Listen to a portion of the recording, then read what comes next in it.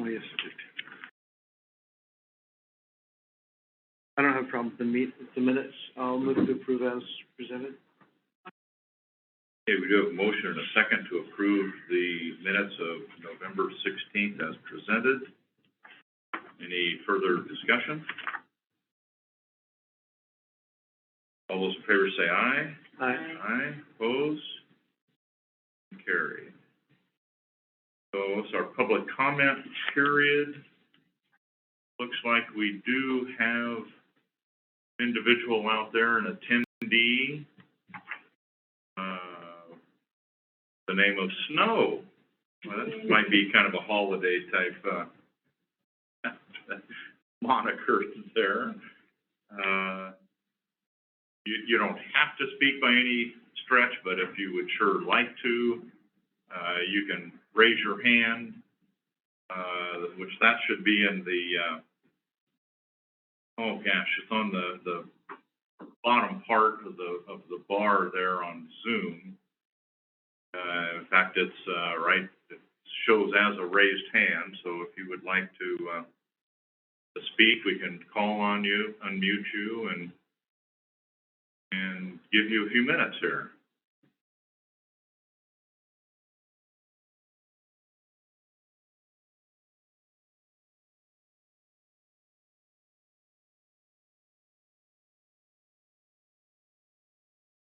Well, I guess seeing none, we'll go ahead and move on.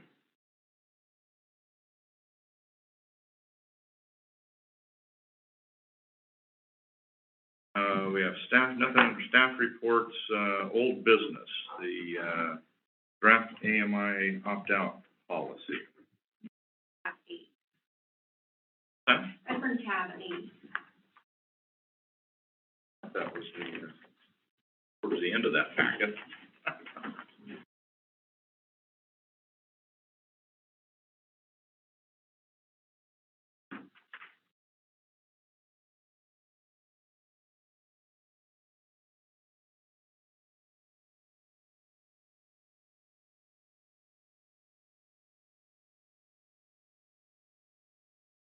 Are you going to present the opt-out draft here, or is there anything to present on that? I think we're just looking for your input and ultimate approval on it. You've seen this before. I think we presented this way back when we did the public presentations. This was presented to the public and to you guys. So this is just the same policy. Just looking for your input on it. Well, I don't like the dollar amount. I'll be participating, and for me, that's 2 meters, and that's $330 a year.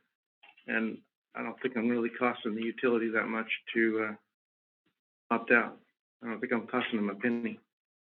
So I feel like it's punitive to have a fee on it at all.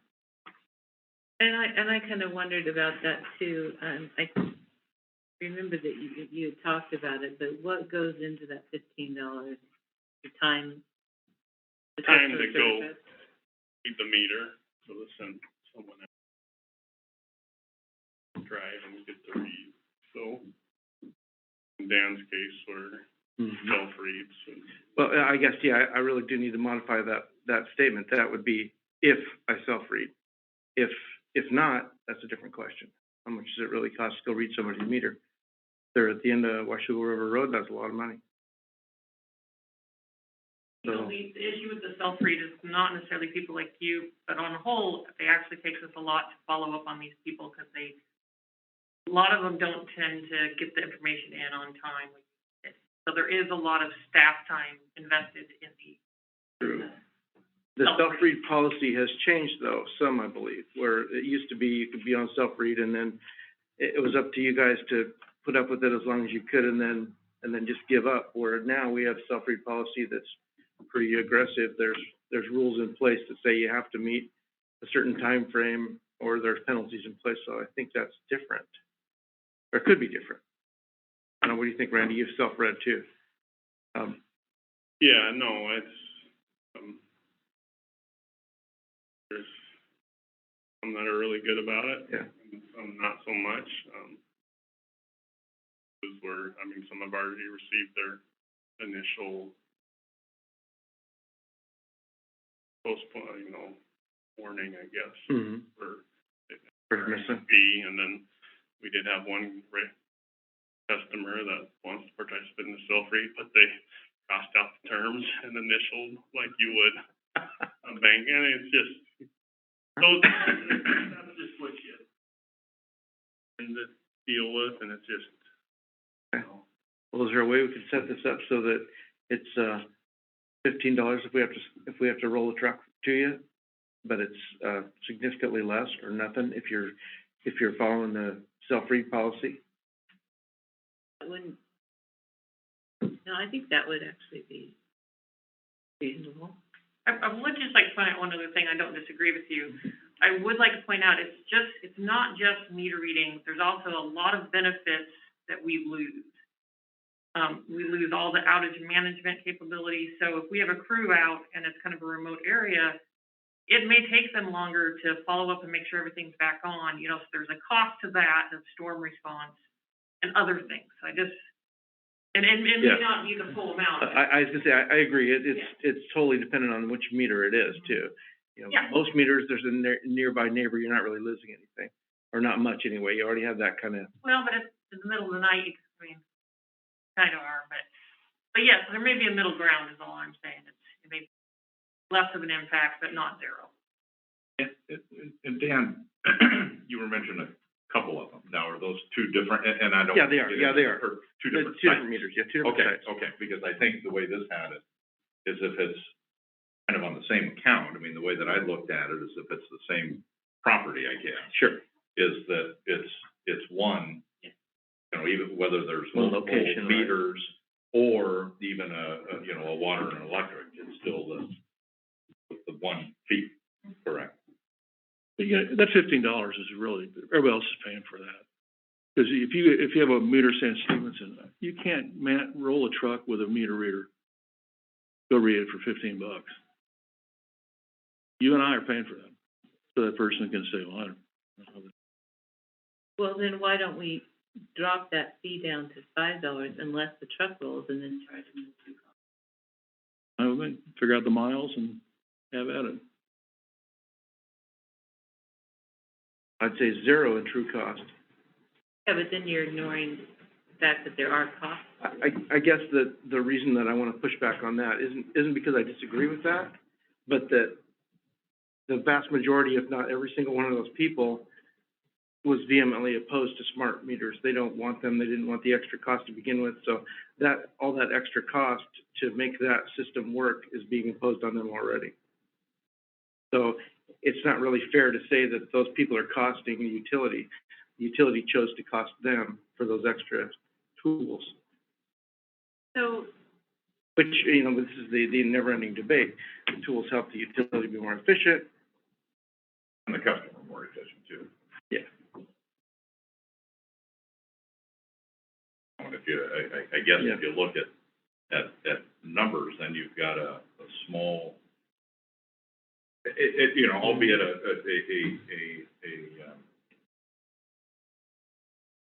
I don't know what I want to say it, ones that feel like they feel, Yeah. and I don't discount that, but that's a small percentage compared to the, Well, the narrative. 6,500 customers or so, just even on the electric side. Yeah.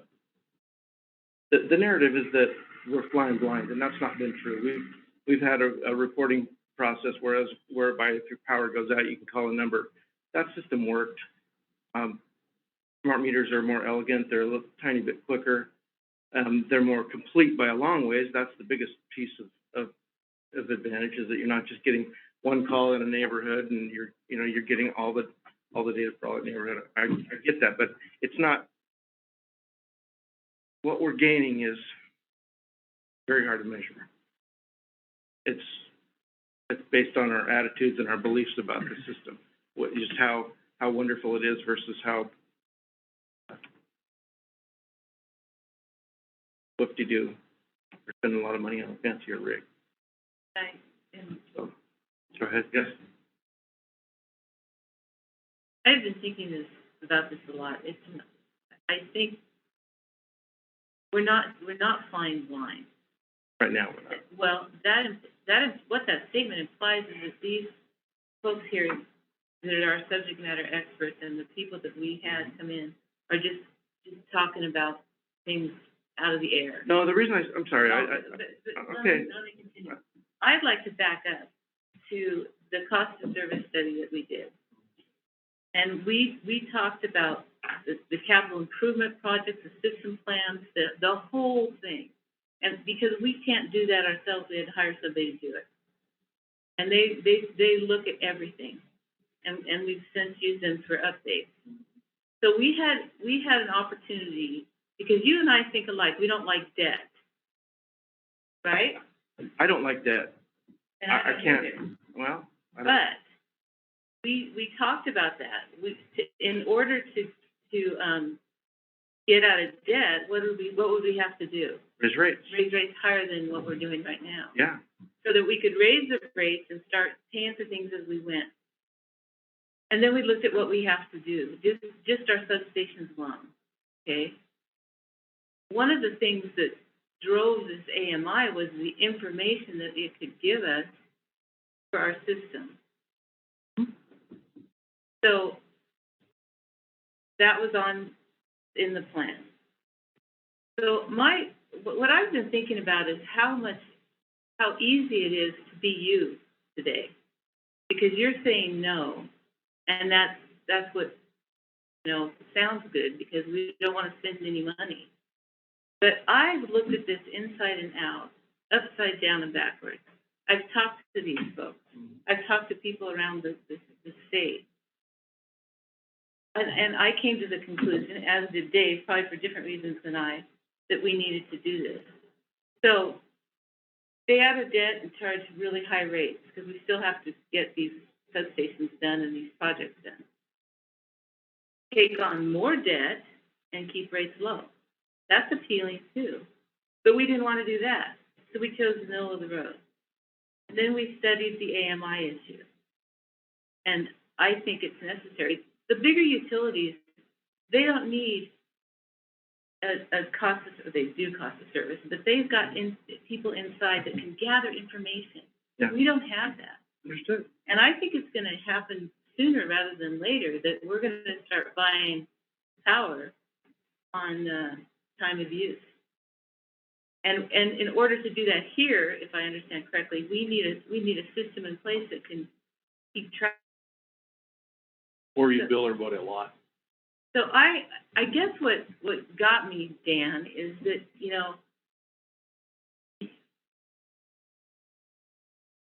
I kind of wish I was sitting in your seat, that I was the one person saying, no, we can't do this, because I think it's easier. Well, I wouldn't have been the one person. I would have voted that direction, whether all three of us did or not. I think when the public, I got you. I don't blame you for what you're thinking, yeah. I'm just, And you guys are in a more difficult place than I am, I appreciate it. I think we are, because I'm trying to defend something that actually makes sense to me. Mm-hmm. That's great. But unfortunately, well, even if we didn't do AMI, rates would still be going up. $6 million worth, or $9 or whatever the number is. When you come and you bring this sheet of paper that says it's going to cost you an extra $35 a year for 20 years. Boy, it was like, that's bad for a system that should give our staff a lot of information that they can use to make the whole system better. I just think that it's by saying no, and that's okay, you have good reasons for it, it takes all the work that we did with this cost of service, with the information about AMI. That's not the message I want to give. I appreciate the cost of service study. I appreciate all the information in it.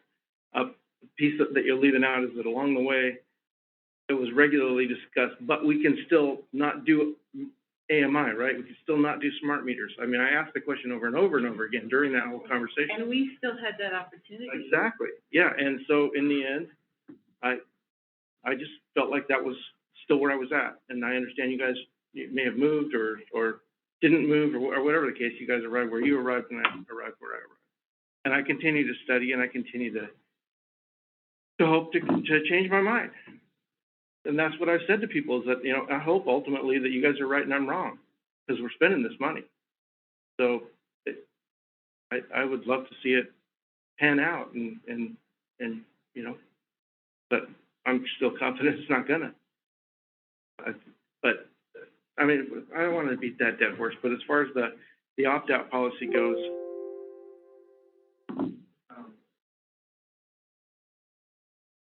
I don't know how to fix that. If somebody's opted out, if they're at the end of the line, and you don't know it, but their power went out, they lose, you don't.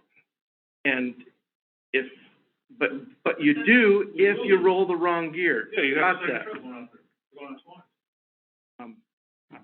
I guess I would suggest, and I can't do that. I can't suggest that you involve the customer in troubleshooting. I can't make that suggestion. It seems rational to me, but I can't make that suggestion. You don't want to get somebody killed walking around out where there's a power line down. But I do agree But that that's- maybe but, I mean- a lower per month fee and actually Yeah. putting it in here that they will be charged the cost. Or just make it the cost period. Figure out how many miles it is, labor, and a truck, and we can do it. So can I clarify, are we talking about two different things? One, the opt-out for people who are not self-reading. Can we just? And that's where this conversation is what about those people? Because if it's somebody across the street over here, it's not probably that big a deal if they're opting out and you need to go read their meter. Somebody there, over there, it's different, But do we, but it always has been. yeah, do we, for, I don't know if it's clarity or ease, or, and, you know, we don't do our rates that way, you know. Right, exactly. We don't Yeah. charge somebody Right. out in Thank you. Skamania or, Yeah. you know, down, the end of Archer Mountain Road, a different rate than we do across the street. Yeah, exactly. So you're and- saying just a flat. And so if we start doing that, I think we run a little bit of Mhm. a risk there of, well, gosh darn, you know, you guys don't charge anything else different there, but now, Yeah. you know, because I wanna do this, you're charging me more. So I just think we need to be careful We do, of but doing that kind of. but I, as the advocate for the self-read, I need to be sympathetic to the reality of the cost. Because I'm not gonna advocate untruthfully if I'm asking for that. Same thing, along the way, we said, we're not gonna fire any meter readers, we're not gonna reduce our staff because of this. That's not where we're gonna gain, money. I've never understood that particularly, but that's what's been said. So since those folks are still gonna be available, that cost isn't, is already, part of that cost is already there. I don't know how much. Well, I think we've assumed we would have one person left, and then the other guy would be absorbed by attrition probably. Yeah. Yeah. So the actual total number headcount would go down. That's new. Otherwise, we're not gonna create another tree guy or another lineman beyond what we've got agreed.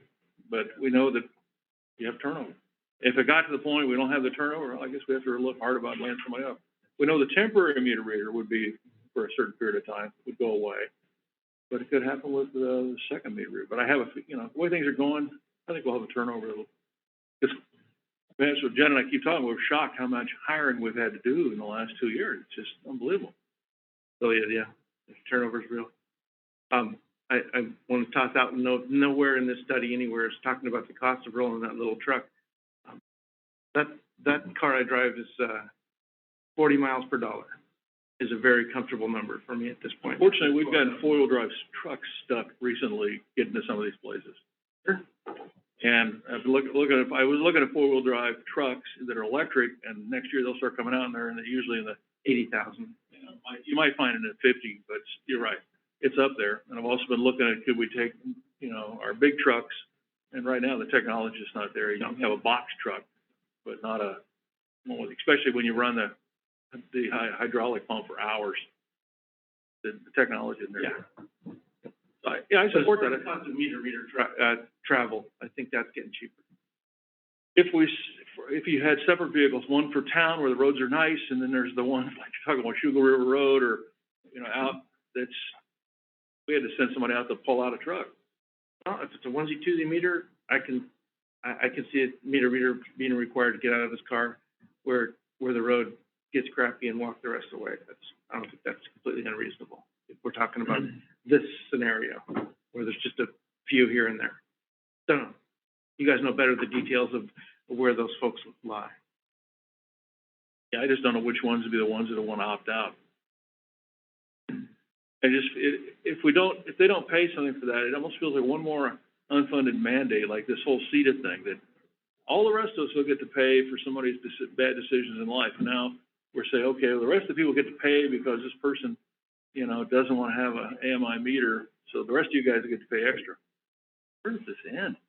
So, Well, I could argue just the opposite. Where does this end? Where does this blackmail end, where we have to pay for everybody else's decisions to regulate us and to micromanage us? So I I think think we're arguing together. yeah. so we have the opt-out PUD red, we have the opt-out self-read. How do we distinguish that in this policy? I think successful self-readers ought to be exempt. If you want somebody to come read your meter, then pay for it. Not that outside of this discussion, someday I'd like to see it privatized, so it's not our job. That's a separate question. So as far as updating the policy, that's easy enough. We can do that. We can add line item in for self-read. My personal opinion is I would still propose a small fee, like a $5 a month fee, because I think there is that extra follow-up and manual part of it that needs to be done, but I think it's minimal. But I don't know, Randy or John, do you have a take on self-read? Well, I think if they miss it, then they need to, you know, it's a penalty there, not because I love handing out penalties, but hey, Sure. that's the whole process we have set up. If you Well, I can, think the and more missing, than don't we that. have that built into the self-read Yeah, it's policy though? I think, And so I think we just follow the self-read policy, whether they're eligible or not. Right. But I still think there should be a small fee just because there is some additional work that has to be done on those accounts. And I think to maybe further assist with that is that, you know, the AMI was not a get out a meter reading project. There were many other things involved in there that assist the district, which when it assists the district, it assists, you know, our ratepayers and assists the ratepayers too, you know, the AMI. So it is bigger than just, much bigger, I think, than just meter reading. Certainly. The savings, I guess I'll do just a twinge of a soapbox. And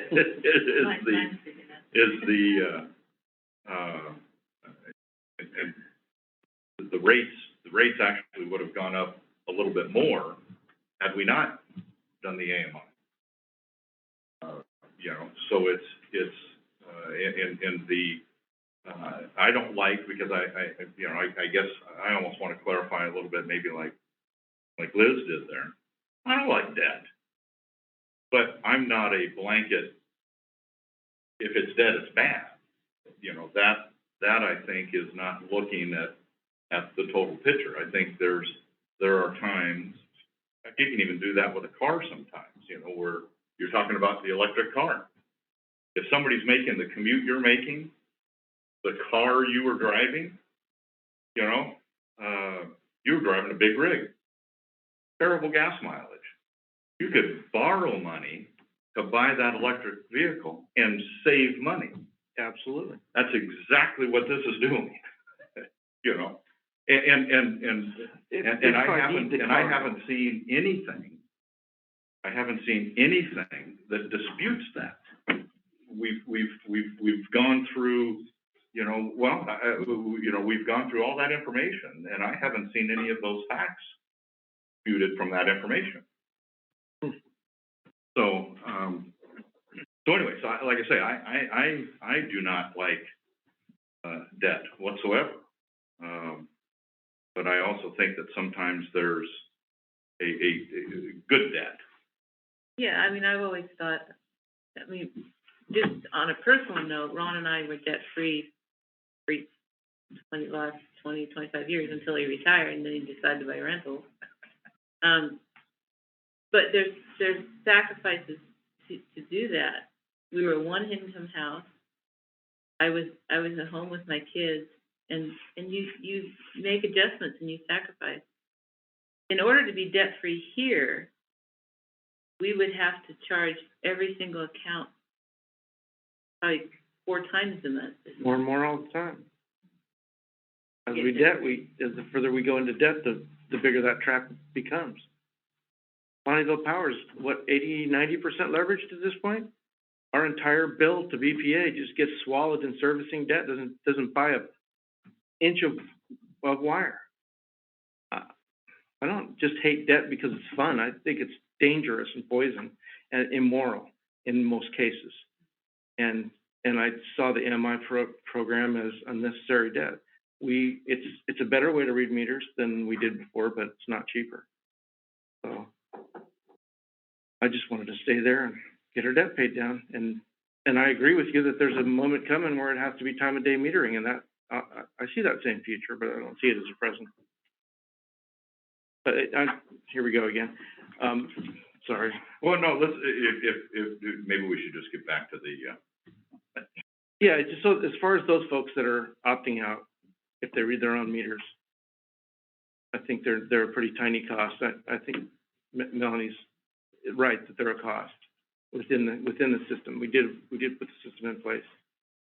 So how do you guys feel about the 15 for the ones that are PUD red and 5 for the five for a opt-out? self-read, or, yeah, 5 for That- self. And this I is something prefer- we can reevaluate each year, you know, we can do it, we can kind of add up the actual cost, you know, as best we can, after doing it for a year and see. And see if that needs to be adjusted. Yeah. or maybe it'll be 0 and you'll adjust it down. Maybe. Write it down, maybe we can look at it. Yeah, we don't have to approve it today, we just want. Right, I just want your take on it.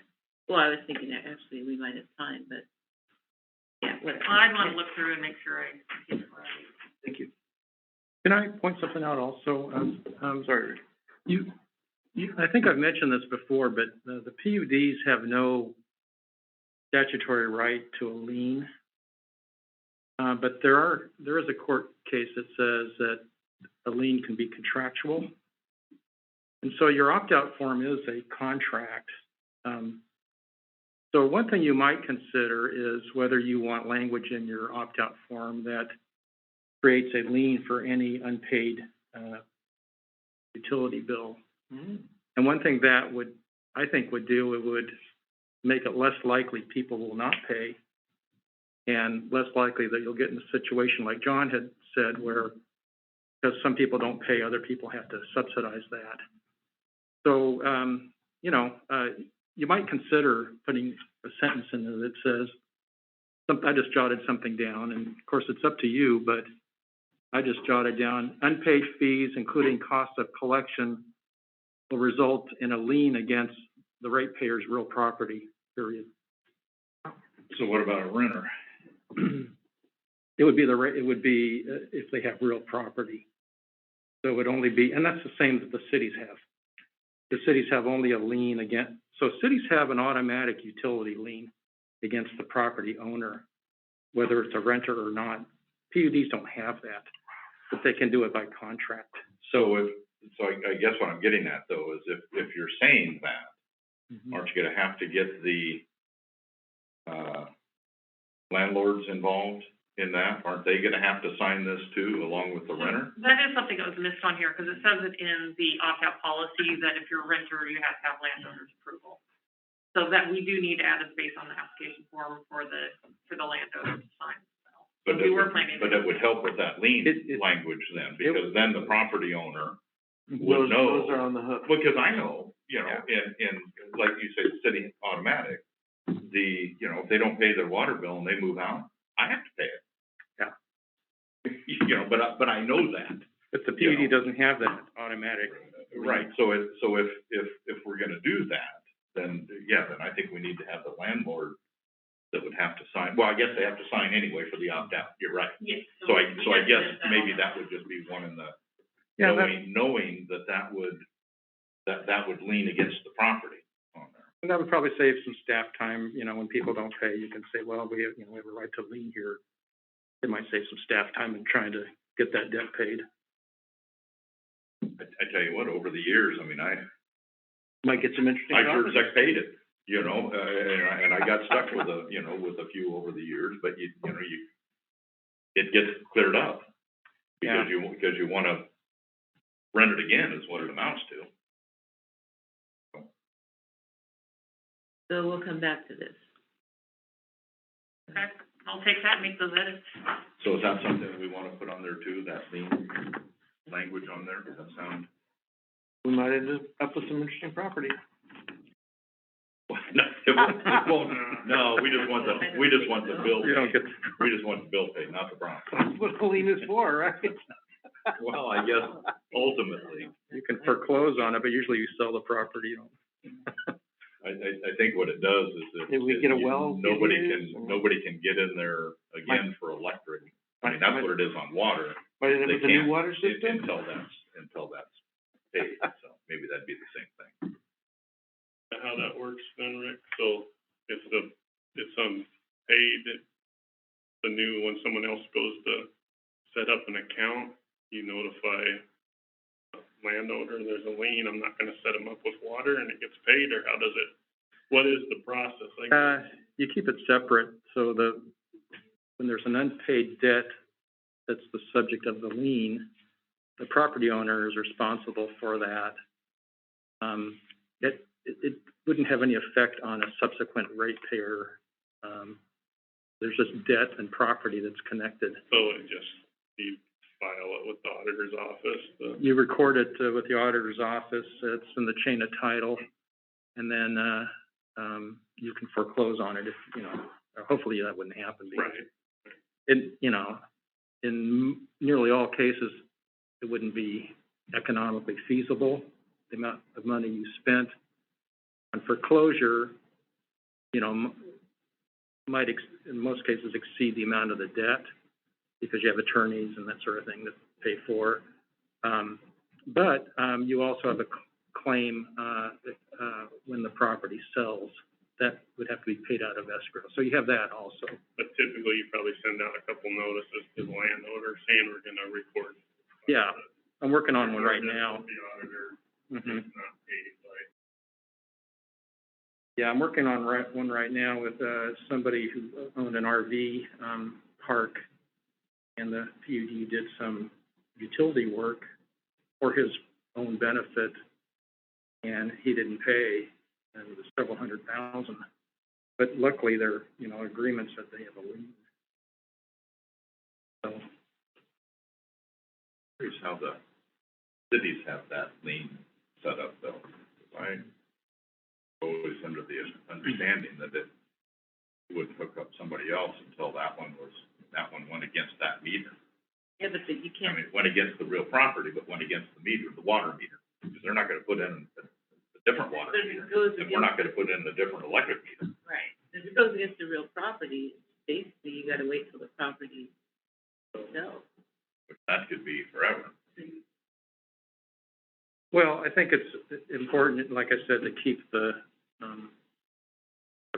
real property and the debt associated with that real property that's subject to the lien. That's one pot. And then that's separate from a subsequent ratepayer who applies for, who requests a connection. I think you have to look at those separately. There's no way we can make it if there's a lien on the property, that precludes rehooking of service again. You can do that, but it would have to be part of your agreement. You can contract, you can have contractual language that says that. The problem we had at one PUD was, you would have landlords not really wanting to sign that. Property owners saying, I don't want to do that, so it created some headaches. But, I do know one PUD that has a policy that does that. So if it's contractual, you can make it pretty much whatever you want. It's just a question of getting the other party to sign. Can you refuse hookup if they refuse to sign? Yes. It's just, but it has to be in your policy and in your agreement. This is only for opting out. Right, opting out. Yeah, We migrated the. I think you're talking in, I think you're talking in general now. Yeah. But it's on that, fee, kind of what we were talking about. We're talking about two different. Yeah. Yeah. And, well, I guess we'll see what, So do you want the lien part added to the opt-out? That's my question for today. Want that language in there or not? I would say yes, I don't know what, It seems like you're saying it should be in every case, if it exists at all. People don't pay, for whatever reason they don't pay, then no matter what they're not paying for, it should be the same sort of punitive policy. Which solves part of the problem we've had in the past, where we've had people not pay their bills, then another family member comes in and hooks up the power again in their name, and or, somebody else's name, and it's like, we're stuck with it. We've had that in the past. So it'd be better to have the, And it says, okay, once there's a lien on that property, you can't hook up electricity. Then you force them to pay the bill. Can we do that to all of our customers? Is there a way? Change that? Or we're just gonna pick on this one little I policy? think I think we established it. make it a policy that, I'm not trying to play the bad guy, but why should everybody else pay for that person's? But does RCW 54 say, no, we can't do it, and as opposed to what the cities are doing, or? It's silent Just on it. silent, so we Yeah, can put it in. It doesn't give you the authority, but there is law out there that says if it's a contract, then you can establish a lien. Interesting. I would always have assumed that we have a contract. I think I've always thought of my power bill as a contract. well, that's an interesting point, because I don't know what you do here, but I recommend to other PUDs that on your monthly bill, it says that, by accepting service, you agree to our policies. Then, it makes, in my mind, it makes that a contract, that you're gonna agree with the PUD policies and comply with them. So you're gonna sign up for a software, or an internet site, or internet jazz, you agree to all those stuff. Otherwise, you don't get to use it. Well, that's different. 17 wrongs make a right.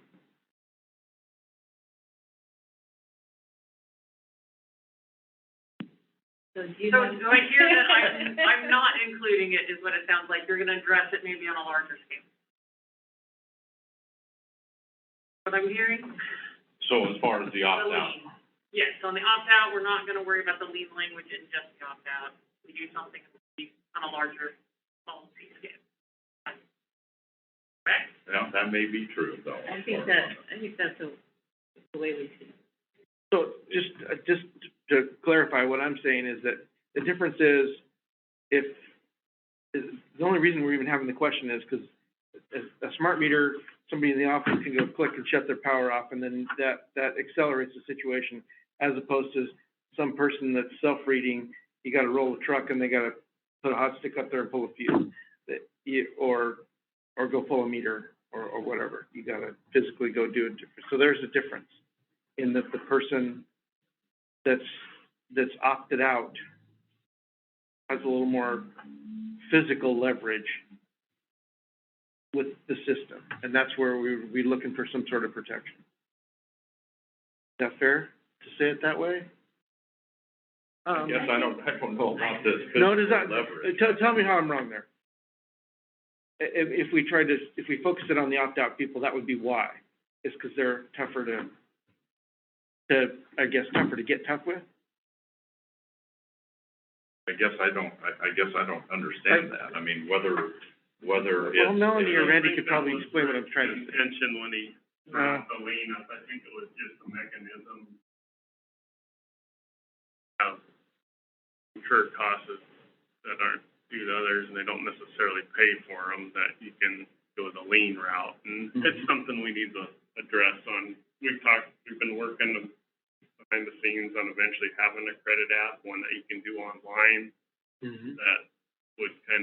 some of these protections in place, because right now we do have the situations where they'll get, someone's still living in the house, but they put the utility in someone else's name. Don't wanna get paid for, Right.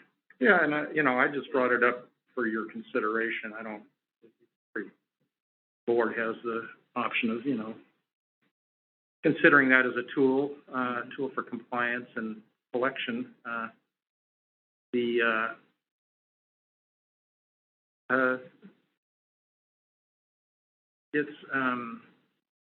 It's just something that I think you need to know about, because if you're going to say, for those that opt out, $5 plus the trucks start rolling, then this actual cost, I think that actual cost can be kind of high.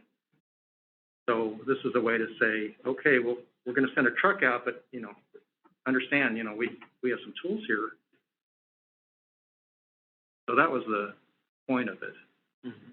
That would allow you to, I think, easier to say it's $5 plus when the trucks roll, the actual cost, because you have this tool that says we know that we'll recover those actual costs.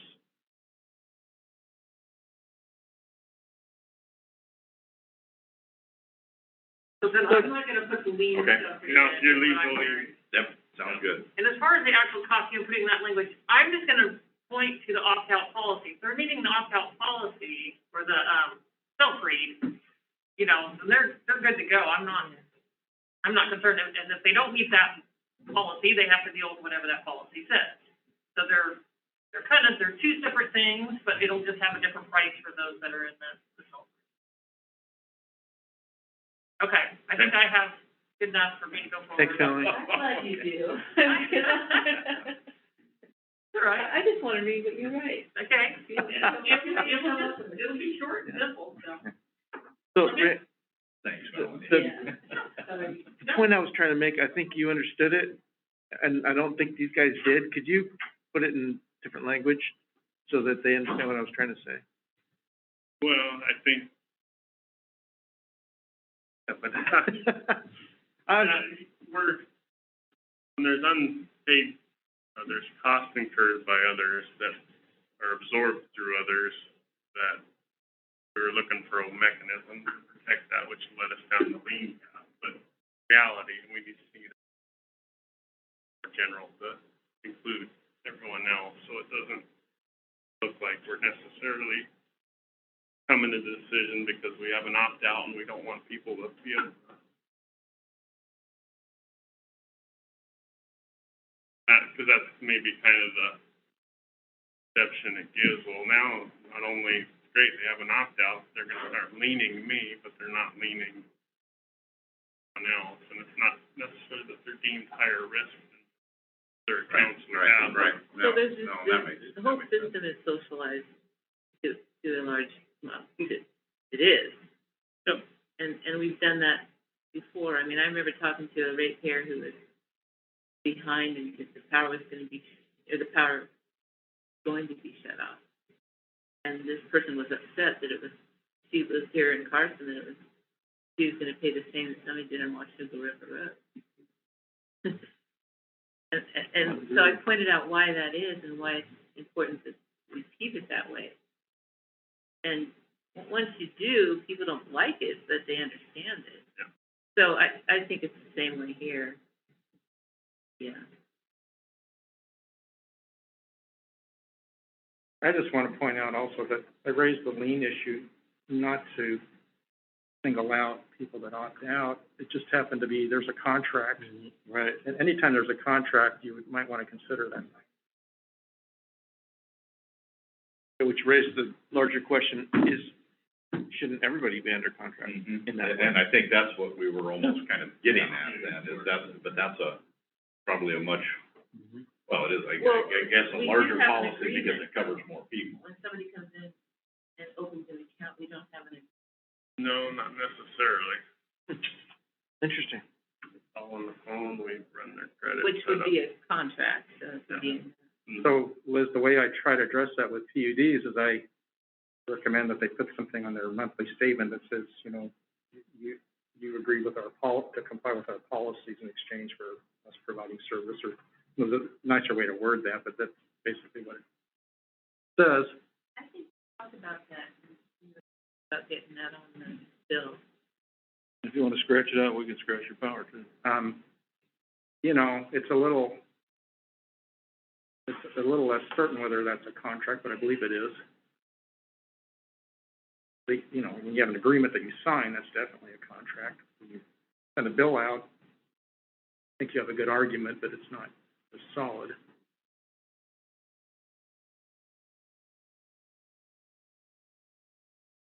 Well, thanks for getting that started, Rick. I'm sorry, I'm Well, only yeah, going yeah, for I'm having a hard time containing that. Wow, what about this? Sorry about that. Great. Picture in Skamania store, and you drive up there, and, you know, you can look out the window and let you start pumping your gas if he knows you, and then you pay or don't pay based on trust. Whereas, if not, he doesn't turn it on, you gotta walk in the door and make eye contact, maybe pay for your gas ahead of time.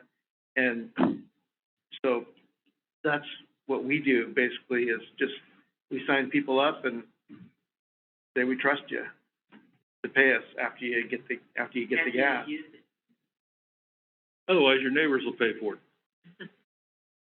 I know Clark PUD in their, I was just talking to their general counsel, they have in their, energy efficiency program, the agreement that the customer signs does have a lien provision, so, you know, it is, I think it's fairly common. So they, Lean the HVAC system that they put in. not just for service. They take your air conditioner back, is that what you're saying? Wow. Did I read it right? They're advertising that if you're at 225% of the poverty level or lower, you're gonna get some CETA benefit? That's the Clark PUD's advertisement splash. Have you guys seen that? I haven't seen it yet. Got some in I the think- paper, but I think that's what some of this information we have in here has that. That was fun explaining to my coworkers. What? Unsubsidized on all those? Yep. From the People's Republic. All right, next old business. Here, Moving right along. resolution 2776 is and we've had this a couple of different times now, the, net metering. First board's request. They didn't wanna come talk to us, explain anything. Back, but they did turn in a couple more applications. Quickly. So I did ask, you know, if they'd be willing to speak.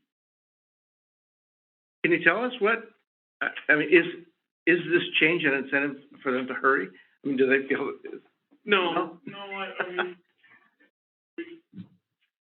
we reviewed Clark's, and with Stephanie's background at Clark, we kind of revamped ours to be in line and consistent with theirs. So I think we have a good net metering application, and for people in the industry, I don't think it's a barrier okay, putting up systems, and so. And I guess that's the way that I would almost read it, is that if, because I would imagine you sent a copy of this to that individual or that vendor. No, I just mentioned that we were Oh, okay, updating ours. okay. They speak this language, they know what it is, and So if you've got somebody putting that type of a system in there, in your yeah. home or business, they're gonna, Yeah, it's definitely, in most cases, it's not the homeowner that, they sign it based on the recommendation of their installer. so Rick, have you dealt with any conflict over net metering installs? The installs? Oh. No, I'm sure there is occasionally, but I haven't Seen any I've dealt with problems net with it? metering policies. And you like ours? You like this Yeah, proposal? I think, it was sent to me, and I think I. How do you characterize it? Cause what happened last time around was I just said, hey, I'm too dumb to understand this. And these folks were kind enough to say, maybe we are too. So, I asked Randy. I'm not gonna say I'm gonna go quite that. But thanks for the offer. We understand where you're coming from. Heavy maybe, really heavy. How to win friends and influence people. Good book, Dan. But anyway, I asked Randy to see if he could get somebody from the industry to come, talk to us from their perspective, we like this, we don't like this, this is what this does to us. Cause there's a lot of times that's the way it works, you have to be really personally involved in a policy, like opt out before you even care to read the fine print and say, wait a minute, this is $300 for me forever. Does it really cost you that much? So I've had the same feeling that I'm not a net metering customer, but what are we doing to them? I've only had one person complain that we insist on having a production meter. And that it was because, in the past, people said, well, my meter says this and yours says that. So we said, okay, we're gonna put a production meter in so you can tell exactly how much electricity went from the production. That's the only thing I've heard a complaint from. And it comes in handy. I'm dealing with a ratepayer now, and as you try to troubleshoot their bill, it goes back to they're not a net metering expert. I'm not a net metering expert. But the one thing we could agree on was that the information they're getting from their software is matching to our production meter.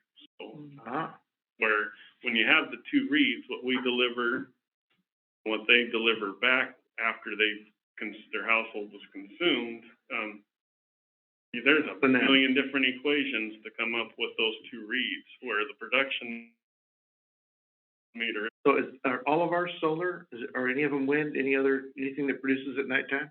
They're all solar at the moment. So Rick, on that second page of the application, is that last, in the customer signature paragraph, that, it doesn't say lien, but it holds them to policy, correct?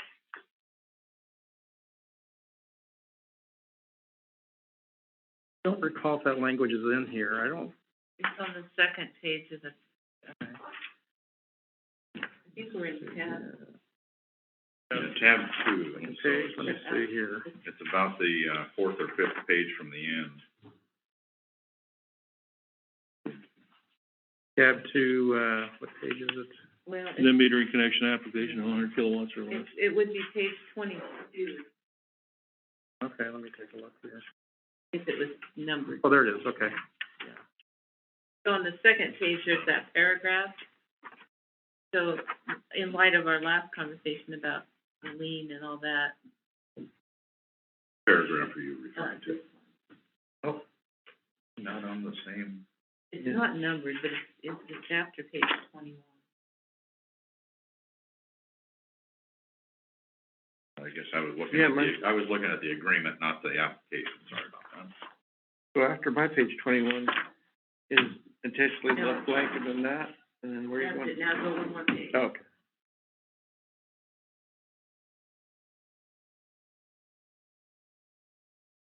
So under the customer signature, Yeah, so, I mean, if they argue about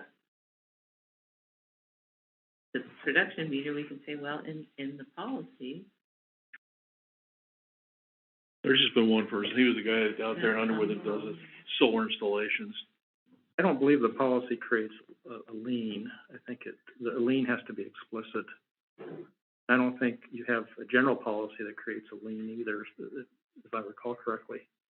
So I don't think it creates a lien, Liz. It just creates a personal responsibility. And then, Dan, the main conflict I've seen with the net metering program is when you kind of mess with the base rate. If you're on net metering, you don't care to pay a higher base rate. Sure. Because that's where they lose their benefit. Have you seen anybody anywhere else with a big, wood-fired operation like they might do in Stabler someday? Is there anybody out there doing that? Wood biomass? I work with the PUD now that's, doing a biomass project with the county has a, landfill, I believe it is, it produces methane. So they're doing their own. They're doing their own, yeah, Okay. through an interlocal agreement. They're exploring it now. They have an interlocal to explore it. But there's no private out there that's selling back. There probably is, but I'm not You know, aware of there one. used to be up in Clallam County, there used to be a mill up there Mm-hmm. Mhm. that was selling it back. I think that mill has since sold a couple of different times, but it had, So they it had had some experience. generation that it was using for itself and selling back. Do you have a wastewater treatment plant in your county? Well, we have two of them in the North city, Bonneville. in the city of North Bonneville, city of Yeah. Stevenson. You know, one thing is I know utilities, did a cogen plant, project where the methane is, the cogen, equipment was bought from a company called Waukesha. And it takes methane gas from the, that's a byproduct of wastewater treatment and turns it into energy. Kind of a neat, I think a neat project. Well, potentially an interesting thing on that might be that the city of Stevenson is looking at a new wastewater facility, I think, or at least upgrades. Might be an interesting time for them to, you know, take a look at something like that, if they might be able to generate some. Yeah, I and don't know if they've looked at that or not. the interlocal that I just worked on with the PUD, you know, the interlocal is just to explore that possibility. And it also includes they will be exclusive partners, you know, for a period of time, so that you don't, the other party doesn't explore the possibility and have somebody else do it. You could basically, Waukesha makes generators, so you could basically take a propane or natural gas fired generator, as long as you have some way to collect the stuff, put it at the right pressure, filter it. So what is Succotash doing with the methane that they're gathering? Well, they're cleaning it. They used to put it onto the grid, but now they're actually scrubbing it, and then selling it to Williams Pipeline, selling it as natural gas. Now people are cooking with it. Yeah. Yeah, I love that. more ways than one, huh? Yeah. Well, natural gas is dead animals anyway. So where are we at on this?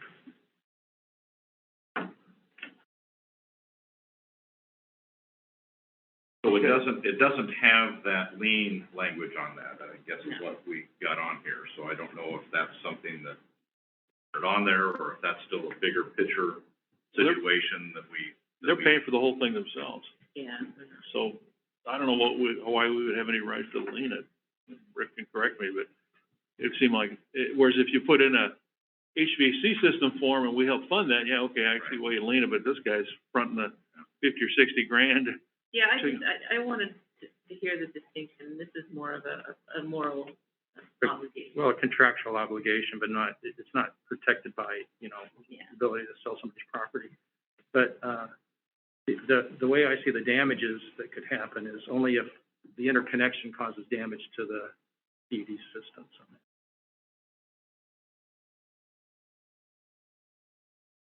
Okay, so any questions on resolution 2776, additional? Makes enough sense. I would recommend that I'll move that we approve resolution 2776. I'll second the motion. We do have a motion and a second to approve resolution 2776 on that metering project.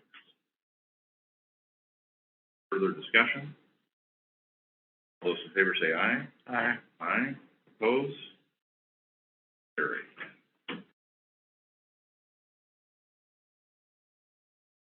Our new business.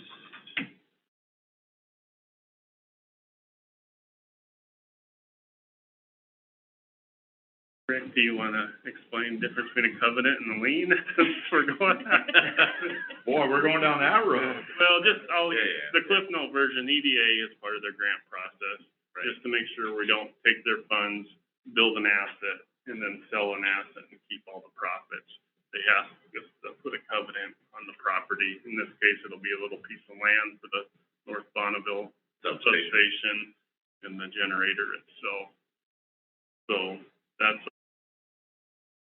all it's, and there's a vesting period, so if you, not 100% on year 20, if you dispose of the asset or sell the asset in year 20, it's, you give them back the full 300,000 for the generator, or that $6 million for the substation. The other thing, this is language from a template provided by the EDA. There isn't really any opportunity or very little opportunity to negotiate. It's one of the conditions of your loan, for your grant. For the grant. And we went through the same process down at the port when we re-roofed the building, River Point building down there. They had us put a covenant on And that makes sense, if they're the gonna, building if they're itself, gonna end up funding the lion's share of it, they don't want you to, sell the asset to a private sell that asset company. after getting it all fixed up. Well, So, I don't know what kind of a market there is for substations. well, if a Vista comes in here and buys out Skamania PUD, what does that mean in this contract? It would, Then they'd have to pay the EDC back for that particular value. there'd be some portion of our grant funding that we would have to, So the mortgage would have to be satisfied, when the transaction takes place. But it doesn't preclude that situation. no. It's not some sort of a No. protection for us against the buyout. You'd wanna keep that in mind when you, if you were to sell our PUD tickets over or something like that. It works like the mortgage on your home. probably no issue if it's like Clark or somebody absorbed us. The same nature, business activity, and it's not private. Main thing is they don't wanna go into private companies without, you know, fraud. They want to get the value of their grant money. They Mm-hmm. need to fix it up, live in state setting, sell it to somebody. So do you need approval of this? Probably just authorization for John. Sign his life away. yeah. Just a note. First of all, I can't believe it takes 6 pages of solid text to, but I appreciate whoever wrote substation on one and generator on the other, except I didn't see that. I'm like, why would I read this again? It's virtually the same. Nope, it is virtually the same other than the property being on Of the course, I had to covenant. start out by looking at mortgagor. Generator's pretty sweet though. Sell that on Craigslist A tomorrow. mortgagor and a mortgagee, Mortgagor, is that how you say it? transform to grant. Did you see our new generator? Yeah, so a little warning next time. So these are two different ones. Good luck. So I would, entertain a motion to allow John to, enter into the agreement, for the substation and for the generator. Or do you want those, should those be separate? They be in one? It's cleaner if it's separate, but. Okay. Well, I would move. I would say that what you said earlier, I would move that for the substation. That John is, allowed to enter an agreement into this particular mortgage agreement for the substation. I don't know. Can I take back what I said?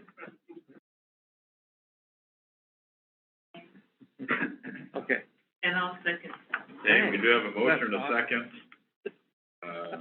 to have For the John enter substation. into the agreement mortgage on the substation, the EDA mortgage form. Further discussion? All those in favor say aye. Aye. Opposed? I meant to say aye. Motion carried. So now, the generator to, I authorize was general just manager. gonna interrupt you. I will make a motion to authorize the manager to sign the agreement with the generator, with the EDA mortgage. That didn't work? No, that works great, I'm just not gonna second it. I don't happen to like that generator, I like it. I'll second that. Any, you have a motion and a second to authorize John, as general manager, to enter into the, agreement and mortgage with, EDA generator. Any further discussion? All those in favor say aye. Aye. Aye. Opposed? That'd be me. Motion carried.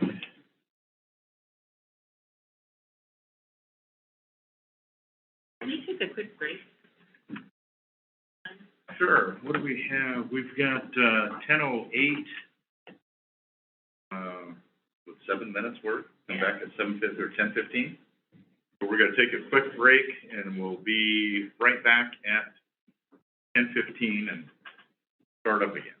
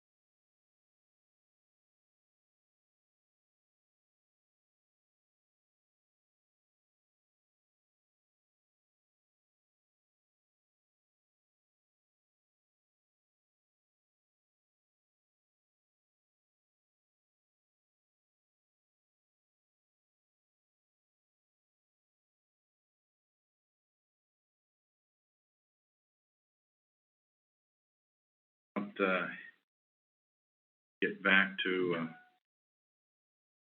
10:14 here. When we get 10:15, we'll start things.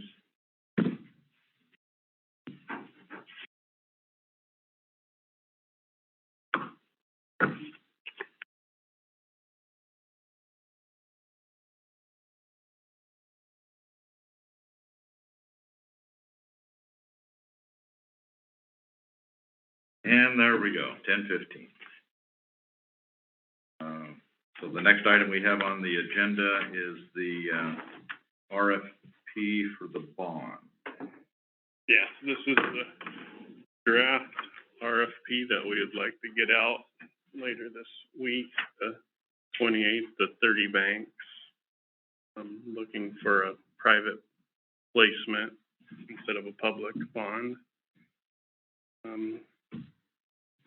The amounts, the 8 million is following COSA borrowings, roughly 5.5 for electric, 1.9 million for arson, and 400,000 for Underwood. Oh, for those water systems. Yeah, and it does encompass more than just the AMI project. Projects that are in our COSA studies. The second, the 2022B, that is our 2018 bond debt that we incurred. This is just if there's a more favorable rate out there, we would. Will this retire some previous debt? Yep, correct. It's not additional debt. So as far as additional debt goes, It's where do we end up with? The 8 million. 8 million additional.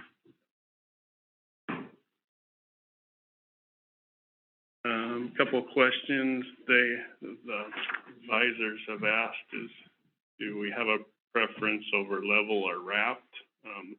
Level would be principal and interest from day one. Wrapped would be a period of interest only at some point, whether it's 3 years, 5 years. I don't have a preference, so whatever would just give us the least amount of issuance cost over the period would be the route I would go if the rates are gonna be comparable, but I'd bring that up. Like the idea of paying principal down from the get-go. Yep. And I would agree that, Okay. you know, that And it's consistent with, interest in the long run. Yeah. With it likely that it'll get rolled into some other debt down the road, which is a better choice. Getting after principal first, is that true? You say, yeah, it does lower your overall issuance cost over the term of the note. But they asked, so I thought I would at least give you guys the option. And you say that it's kind of interesting, that it, you don't think it is rate? They didn't seem to think it would have a big impact on what rate we get from the banks. Yeah, yeah. They are gonna ask for 2 proposals, one if we draw all the proceeds immediately, and 2 if we draw them over a period of time, being by December 1, 2023. what do we need to do? I would prefer to draw over a period of time if the rates are. Yeah, almost like a line of credit. Yeah. Exactly, which is what we did with the 28. Right. We didn't borrow our last Right. part of we still have 50,000, we can borrow from that in theory. We didn't make our final draw on that until this past year, so. Yeah, I think that would be I think that would be good too. There's a timeline they put on the back, it's kind of the preliminary schedule. Proposals out, due January 7th, review, select.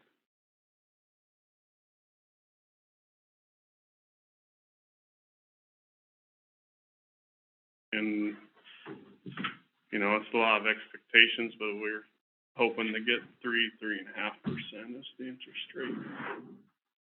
Where does that put our utility at total of that?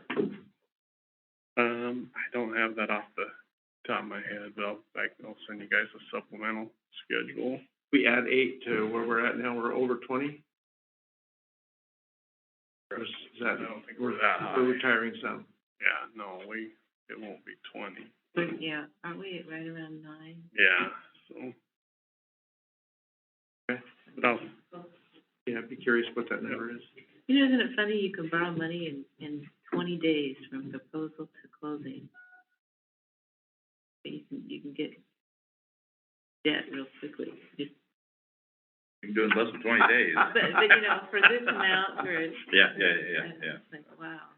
and there's been a switch and, you know, you used to be limited on the term you could get on a private placement is what they call this versus going public where, you know, 15 years was about the longest term you could get on it. Now, 20 years is pretty common, and that saves a ton of money. I forget what our issuance costs were on the 2015, but I'll look it up. But I know it was north of 100,000, and well, Just the fee. yeah. Yeah. And we're at 38 here. We will have some legal, probably 5, 6, 7 grand, and then another 15 to the advisor. But you're still So half, right. so half on, For a similar borrowing, I forget the exact amount we borrowed in 2015. Was right in that neighborhood. I want to say 8 or 9. Yeah, I think it was just over 8. So.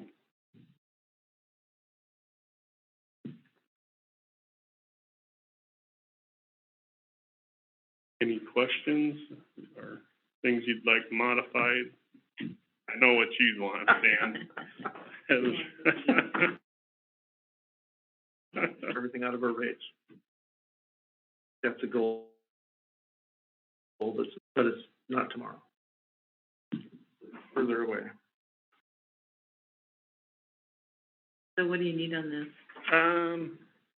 Don't really necessarily need any approval or anything, just wanted to give you guys the opportunity to comment on it before I send it out. yeah, thanks. The approval will come down the line when we get proposals back on hopefully a good one. I already gave you the date.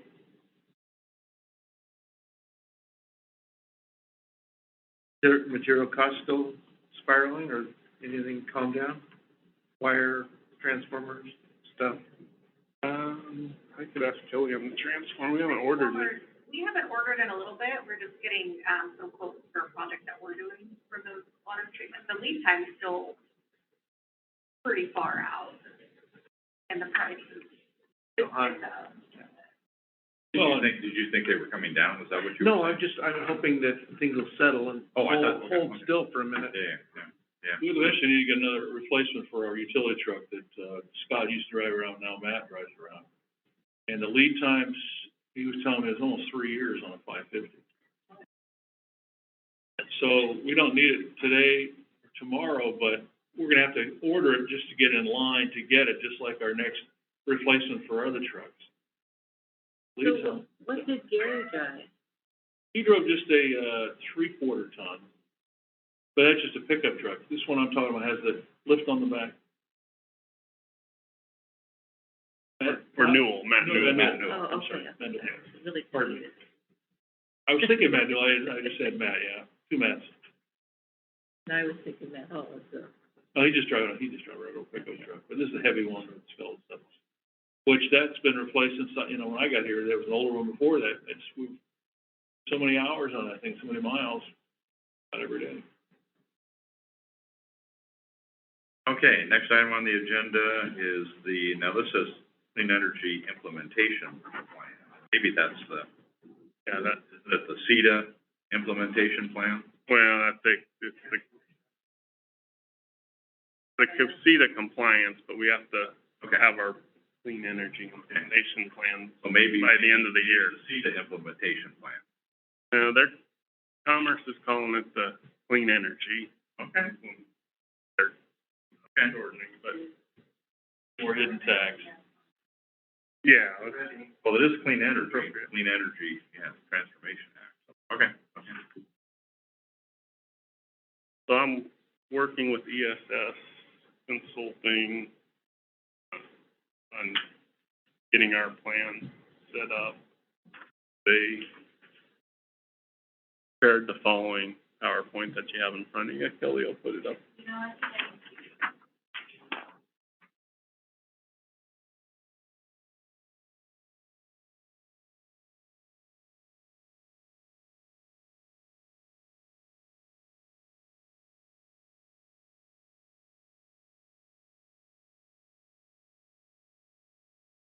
Nice. No change in 4 years.